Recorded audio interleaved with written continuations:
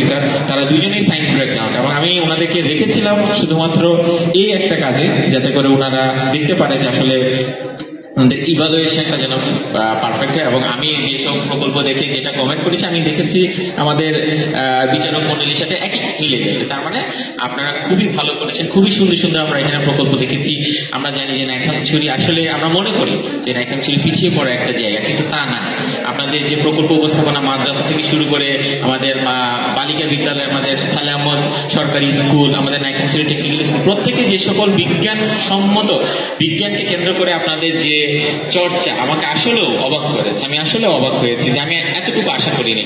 আমাদের কৃষি ভাইও একই কথা বলবেন, মৎস্য কৃষির একই কথা বলবেন।